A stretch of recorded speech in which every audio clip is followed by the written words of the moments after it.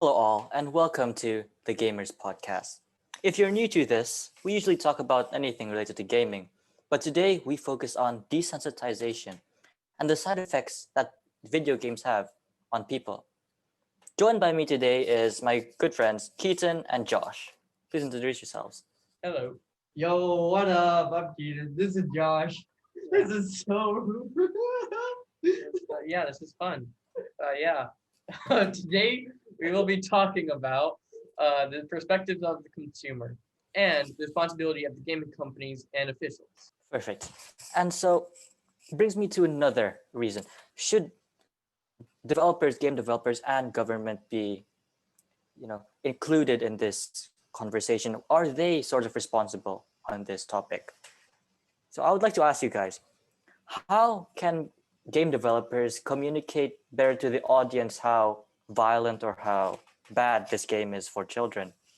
Well, I'd say it all depends on the genre, really. I mean, right at the beginning, when you first buy the video game, there there's a label, like for example, PEGI 18 or rated R. Or at the back where it shows all the potential things that go along with video games, such as sexual activity, foul language, violence, and other. It shows all of the casing, and they're doing the best they can. And they show in the trailers also for the release of the video games.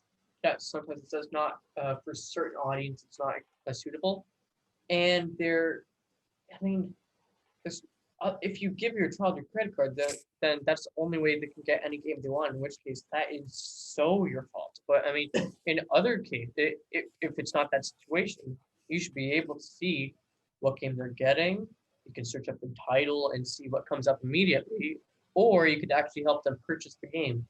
For me, it's actually because I'm 15, I think I should be well allowed to get whatever game I want. That's my opinion. I mean, I think me knocking GTA is absolutely If your yes. parents, unless but your parents don't want to pay for it, but then Yeah. you can get your yeah, own yeah, money. yeah. Besides that, But I think it's not exactly well communicated how violent the video game here is. So here I have this box of a video game, and see, there's a big screen of what the story may be, and 18 is only small on the front over here. And on the back, it's the same thing. You have all this description of the game, but the 18 and violence part is only over here. it's true. And in video game trailers, it's always PEGI 18 in the front, but it's very quick. It's not pronounced well, so some people may miss it, and especially if it's a third party Or spreads purchase like the gifts from another. trailer, then Also, I think the content isn't shown at all in that box. On that box, obviously, if you do it online, there's trailers. If you search up what's the actual content, if this is suitable, then you'll know. But I have to agree with you on this, Riley. The companies, they're sort of like, we warned you, but it's your fault. You should have done your research. We did our best, but you don't actually give an idea on what you're selling. We we did our best, but we We're did getting your money, so it doesn't matter. It's you paid cost. for it. Now, should strict laws be put in place? Is it too much? No. There's no actual ways that you can do strict laws. Like, You would have to restrict what people can buy, and that slowly becomes a dictatorship, which is a whole nother thing to discuss. thank you. Yes. But- Thanks for pointing that yeah, out. like imagine asking for someone's ID when they're buying a violent video game. That's kind of Well, some games actually Weird. do that. Like personally, when I ordered it, I had to be, are you 18 plus? Which I mean, you press click the yes. checkbox. That's Yes. all you have to do. That's literally all you have to do. I personally think that should be all you have to do. I think that's a bit annoying if you then just have to write your whole life story. If you just have to put in your passport or your ID, I think that's why are you 18? Because I am. Yeah, exactly. But I don't know where it's going from that. I can't lie. I'm not gonna lie. You're gonna have to edit this part out. Okay, I'm trusting you. But where was I? I just forgot what I was about to say. Keaton, please finish this. Okay. As I said, there should be no strict laws in place. It's between the parent, the company, and the kid. If the parent Mainly buys it, if the parent buys it, the game becomes like, too bad, so sad. Yeah. And should games be made for all ages? Absolutely not. There's some. Yeah, we can all agree no, because some people really want to enjoy their game without the censorship, knowing that this blood is covered because some 2-year-old was supposed to play this game. No, no way, It's unfair. absolutely not. So now we'll be talking about the perspectives of the consumer. So, what should kids watch out for in video games? Mm, uh, depends on their age. I believe. It also depends on how mature they are. Yeah. See, in general, I think mostly violent things they should avoid because children exposed to violence at an early age is not exactly very good for their mental health. And it's proven from the American Psychological Association, I believe it's called. It is proven that early exposure to violent video games will result in some mental health issues later on in their lives, especially in their teens. So yeah, avoiding that kind of stuff as a child is recommended. Yeah, because I really think that it all depends. Like Riley said, it all depends on the mental state, health of the state. For example, I mean, for teens, I think if you're good with grades, if you're good in school, if you're good with if you have a lot of friends and if you're happy, then I think you should be able to play whatever game you want because you're in a good state.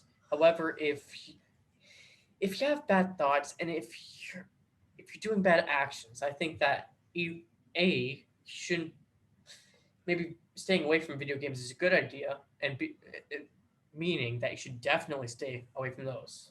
Kieran, what do you have on that? I very much agree with that concept. Although then again, there's other factors that can come into play because if you're already being bullied at school, you can have violent tendencies. If your parents are alcoholics, then you might not have a well home situation, and video games might be a good escape for you. Escape from what you're That's really going good. That's also kind of tying into misconceptions. So, misconceptions about video games.